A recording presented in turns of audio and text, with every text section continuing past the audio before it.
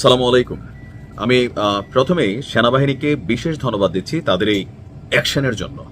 এটা দরকার ছিল। আমি আমার গতকালকের ভিডিওতে বলেছিলাম যে আইএসপিআর এর উচিত একটা ক্লারিফিকেশন দেওয়া, পাশাপাশি এই বিষয়টা নিয়ে আমাদের সেনাবাহিনীর পক্ষ থেকেও একটা বিবৃতি দরকার। কেননা যখন আপনি নীরব থাকবেন তখন আপনাকে নিয়ে নানান অপপ্রচার, গুজব বা ষড়যন্ত্রকারী যারা তারা কিন্তু ষড়যন্ত্র করার সুযোগ পাবে। একটা আলোচনা উঠেছিল আন্তর্জাতিক অপরাধ ট্রাইব্যুনালের যে একটা রায় আসছিল যে ডিজিএফআই এর সাবেক 5 জন কর্মকর্তা তাদের বিরুদ্ধে আওয়ামী লীগ সরকারের আমলে সরকারের সাথে সংশ্লিষ্ট হয়ে বিভিন্ন ধরনের অপরাধে অভিযুক্ত হওয়ার বিষয়টা, এমনকি সেখান থেকে তাদেরকে গ্রেপ্তারি পরোয়ানার বিষয় ছিল। তো এই 5 জনের বাহিরেও আরো অনেকে ছিল সাসপেক্টেড। আর এ নিয়ে যখন প্রকাশিত হলো বা নিউজ আসলো, তারপর এটা নিয়ে এক ধরনের নানান আলোচনা চললো যে সেনাপ্রধান বেঁকা বসছেন, তিনি তাদেরকে গ্রেপ্তার করতে দিবেন না। নানান গসিপ কিন্তু আমরা শুনতেছিলাম যে অনেকে দেশ থেকে পালাতেও সহযোগিতা করা হচ্ছে। এ নিয়ে কিন্তু একটা ন্যারেটিভ তৈরি হচ্ছিল। তো এর মাঝখানেই আজকে এই বিষয়টা নিয়ে সেনাবাহিনী তাদের মুখ খুলেছে। আশা করি এই বক্তব্য শোনার পরে বাকি যারা আছেন তারা শান্ত হয়ে যাবেন। আন্তর্জাতিক অপরাধ ট্রাইব্যুনালে মানবতা বিরোধী অপরাধের অভিযোগে জারি হওয়া গ্রেপ্তারি পরোয়ানার ভিত্তিতে চাকুরিতে থাকা 16 জন সেনা কর্মকর্তা যাদের বিরুদ্ধে অভিযোগ আছে তাদের মধ্যে 15 জনকে বর্তমানে সেনা হেফাজতে নিয়ে নেওয়া হয়েছে। বাকি একজন কর্মকর্তা পলাতক বলে জানিয়েছে সেনা সদর। তো ওই কর্মকর্তা সম্পর্কে আমরা যতটুকু তথ্য পেয়েছি তিনি ভারত চলে গেছেন।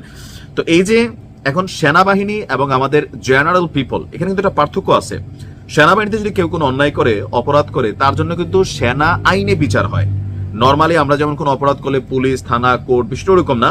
সেনাবাহিনীর জন্য আলাদা একটা নিজস্ব ল আছে, তারা সে সেনা আইনে তাদের কিন্তু বিচার করেন। কিন্তু এখন যেটা হয়েছে যে তাদের এই বিচারের বিষয়টা নিয়ে পাবলিকলি আমরা যেরকম মানে একটা মামলার আসামি হলে যা যা ঘটে ওইরকম একটা দাবি উঠছে বা প্রশ্ন উঠছে, ওনাদেরকে গ্রেপ্তার করতে দিবে না সেনাবাহিনীর ঊর্ধ্বতন কর্মকর্তারা, তারা একটা কি বলা হয় যে ভিট্রে করবেন, সামহাও এরকম কিন্তু ন্যারেটিভ তৈরি হয়েছিল। তো আজকে ঢাকা সেনানিবাসের অফিসার্স মেসে সেনাবাহিনীর পক্ষ থেকে একটা প্রেস ব্রিফিং করা হয়েছে। সেই প্রেস ব্রিফিং এ আপনার adjutant general major general Mohammad Hakimuzzaman তিনি বলছেন যে আন্তর্জাতিক অপরাধ ট্রাইব্যুনালের মামলায় যে সকল অভিযুক্ত সেনা সদস্যরা আছে তাদের বিষয়ে সেনাবাহিনীর যে আইন আছে সেই আইন অনুযায়ী আপনার পদক্ষেপ নেওয়া হচ্ছে। এখানে কিন্তু এটা অনেকে নর্মালি আমরা বুঝি না যে সেনা কর্মকর্তাদের বিচার হয় সেনা আইনে, তো সেই অনুযায়ী আপনার মানে তাদের বিচার করা হবে। গ্রেপ্তারি পরোয়ানাভুক্ত 25 জনের মধ্যে 9 জন হচ্ছেন অবসরপ্রাপ্ত, 1 জন এলপিআর এবং বাকি 15 জন চাকরিতে কর্মরত ছিল। সেনাবাহিনী এখনো আনুষ্ঠানিকভাবে তাদেরকে গ্রেপ্তারের পরোয়ানা না পেলেও সংবিধান স্বীকৃত সব আইনের প্রতি শ্রদ্ধাশীল আছে সেনা সদর।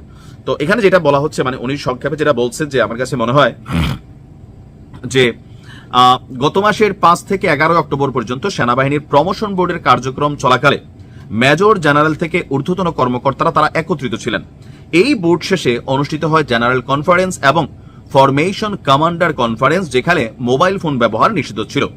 8 অক্টোবর দুপুরে বোর্ড শেষে বের হওয়ার পর জানা যায় যে মামলায় যাদের চার্জশিট দাখিল হয়েছে ওই দিনই 15 জনের বিরুদ্ধে গ্রেপ্তারি পরোয়ানা ইস্যু করা হয়েছে। ট্রাইব্যুনালের নির্দেশ অনুযায়ী 22 অক্টোবরের মধ্যে গ্রেপ্তার কার্যক্রম সম্পন্ন করার নির্দেশ দেওয়া হয়েছে। তো সেনাবাহিনী যাদের বিরুদ্ধে অভিযোগ আছে তাদের যারা চাকরিরত আছেন তাদের প্রত্যেককেই একজন ছাড়া সেনা হেফাজতে নিয়ে নেওয়া হয়েছে। এখন তাদের বিচারটা কি হবে না হবে সেটা সেনা আইনে নির্ধারিত হবে। সেনাবাহিনী আপনার জনগণের বিরুদ্ধে না বা রাষ্ট্রের বিরুদ্ধে না, সেনাবাহিনী দেশের আইন মেনে চলে। আর দেখেন প্রত্যেক জায়গায় ডিস্টারবেন্স আছে, একটা পরিবারে 5 জন থাকলে একজন ডিস্টারবেন্স আছে।